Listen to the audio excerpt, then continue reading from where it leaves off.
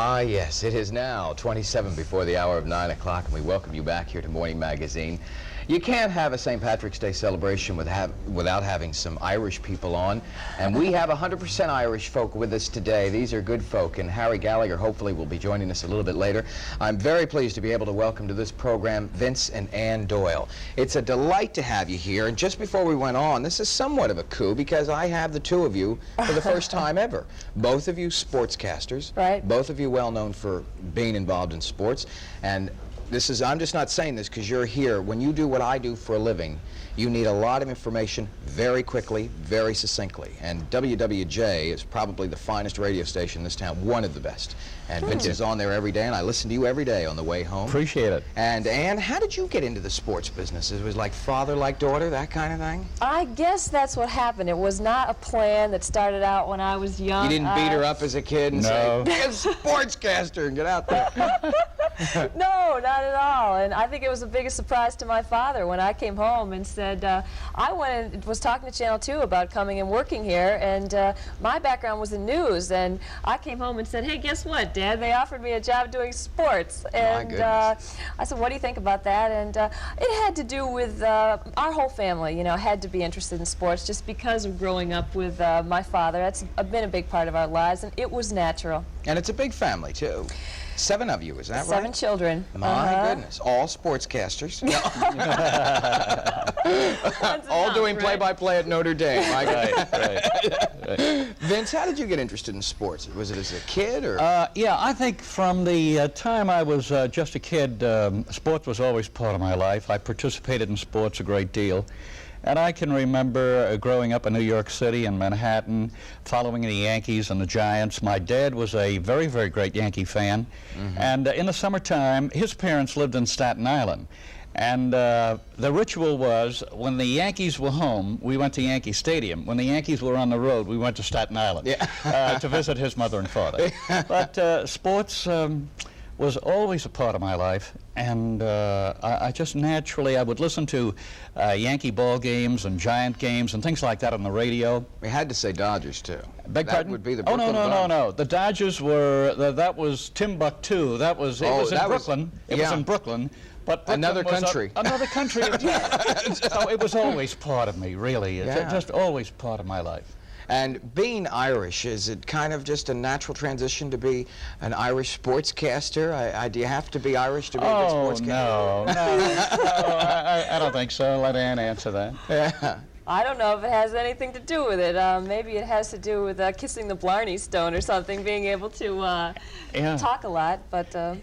When you were growing up, is there anything you used to do as kids or adults, whatever, as Irish, you know, during the celebration of St. Patrick's Day? Anything special? I can remember as a kid in New York City, the big event on St. Patrick's Day was the St. Patrick's Day Parade. Huge. I'm from that area of the country, too. Okay, so, fine. Coming up Fifth Avenue.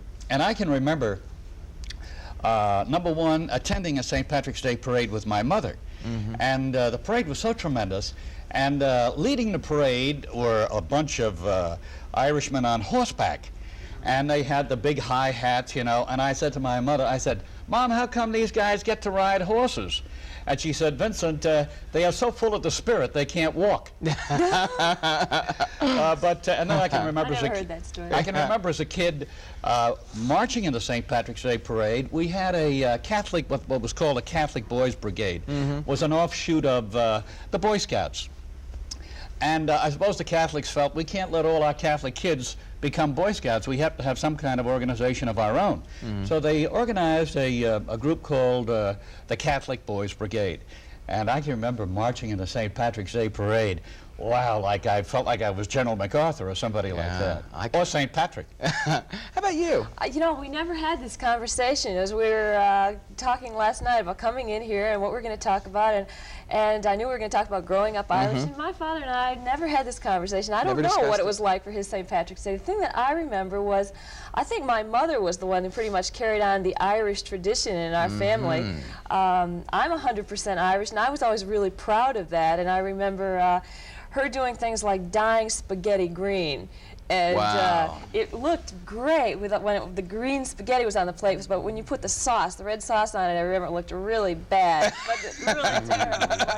But, we never did Irish dancing or any of that kind of thing. It was just kind of a, we were a Notre Dame family too, and growing up in South Bend, Indiana, I would just say just a lot of pride. You know, we went to a school where I was the only Irish kid in the school other than my brothers and sisters. The rest were all Italian, and I remember being embarrassed that I had freckles and red hair. I kind of stood out as being the odd one, and but there was great pride, I would say, in being Irish, and especially that I was all Irish. You know, everyone has a little bit of Irish in him or I'm a her. little bit Irish too, just like everybody else, I think. Just a touch Irish back there. My mother was born in Ireland, and she came to America when she was 16 years old. And there are little stories on how people come to America from Ireland. Well, my mother actually ran away from home. She was 16 and she was paddling around, as she tells me the story. She was paddling around with another girl in the town, and she came from Roscommon. And one day, the other girl's father was a contractor, and he had a lot of money at home. And this other kid gets the money and said to my mother, Annie, let's go to America. And they grabbed this money and take off. And they got on some kind of freighter. They're still being sought after by Irish still authorities. Being sought after. Everybody, you know, trying to track them down. The communications then certainly weren't what they are now. Yeah. And before they knew it, the authorities knew it, these two kids were on a boat for America. Oh, and fortunately, my mother had a sister, Aunt Kate, who was living in America, and they got word to America, Annie's going to arrive on the next boat in Philadelphia. So that's how she got here. My goodness. I got to ask a little bit about the sports casting. Are you proud of this young woman here? Oh, absolutely. I was thinking, often wondered how I felt about watching Ann. For example, if I have to sit home and know that Ann is coming on television, how do I feel? How does a parent feel about watching a son or a daughter on television? And doing what she does. And doing too. what she does, Yeah. especially sports. It dawned on me one day that I feel about her the way I would feel if I were watching one of my boys, Dan or Tom or Vinny, and they were all hockey players, playing a hockey game. You watch your son playing in a hockey game, and you want him to do well. And all of a sudden, one night, I felt, my gosh, I feel about watching Ann on television the way I would feel about watching the boys play hockey. So that's my feeling. Do you feel any pressure, Ann, you know, when you got a dad that's as well known as yours is for doing what he does? I felt pressure when I first took the job. When I first came in here, I felt great pressure not to embarrass my father. I was coming into kind of a new territory for me, which was his territory. And he had a lot of friends and was respected in this community. And Did that help you or hurt you? it helped me, I would say. People were willing to, they knew I was his daughter and were willing to give me a chance because of that. And they would open the door, and then I could either walk through or I could fail. Sure. You know, they weren't going to help me through the door, but I would say that helped me. But I did feel tremendous pressure not to fail, not to embarrass him. I don't feel that pressure anymore. I've been here 2 years, and I feel comfortable, I feel good, I feel real strong. You're doing an excellent and job. well, thank you. And it's been great, you know, he and I just have so much in common, you know, to be able to share these years together has been unique experience. Do you guys, whenever there's a family gathering, do you talk about anything other than sports? I mean, is there... Well, do you know about Iran? Do you know about the other parts of the world going on? I'm only kidding, of course, but I mean, you know of it. Yeah, we have a situation with Isabel, my wife, Annie's mother.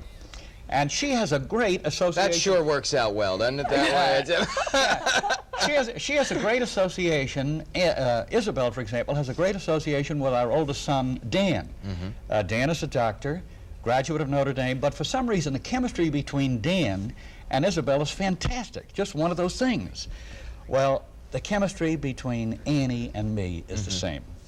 And when Ann comes over to our house, maybe for breakfast or for dinner at night, all of a sudden we find ourselves thinking, that Bob McAdoo, that clout, that no good rat, you know? So you do talk business yes. then. Oh, yeah. All the We time. talk situations and we talk people. And all of a sudden Isabel has to say, hold it now, wait a minute. This has got to stop. I'm getting sick of this. Yeah, I'm getting I sick can of it. So imagine. we have a lot of fun talking baseball, all sports. We talk all sports. Do you agree or disagree? Do you think? Oh, disagree. It's both. It's a fluctuation back and forth. You think the same thing? Oh, sure, definitely. We go back and forth all the time. I think in the beginning, when I was first here, I was more looking to my father for some background, some history, some things that had gone on before, and now we tend to disagree much more. I have my own real strong opinions. Very quickly, even though it's St. Patrick's Day, what about the Tigers coming up? Going to be a good season? No, I don't see any improvement at all. Don't hedge now. Just come on out and say it, Ann. Fifth place. I see no improvement on the Tigers over last year in terms of players, or no more strength in pitching and things like that, whereas the other teams within the division are much stronger. I don't agree at all. Love it. We'll see at the end of the season who's right. No, the Tigers will be improved. Not that much, and the maturity of the pitching staff primarily is where I feel they will be improved. By the way, I want to say your audience is improved this morning because all my Polish friends are watching. Eddie Prawalski, the official scorer for the Tigers, Sister Azaria, and all of the Salesian nuns, they're all watching thanks to my Polish friends. Fantastic. Well, right down the middle on the Tigers here. Yes and no, and we'll find out what happens at the end of the season. Thank you for being here. It's a delight to meet you. Thank you. Pleasure Vince to be Doyle here. every day on WWJ Radio, and of course our own Ann Doyle right here on Channel 2. Right. Nice to have you with us today. Thank Happy you. St. Patrick's Day. Thank you. And What's the rest of the day to you. Thank you. What's St. Patrick's Day without an Irish dance? That's next on Morning Magazine, or MM as the card says.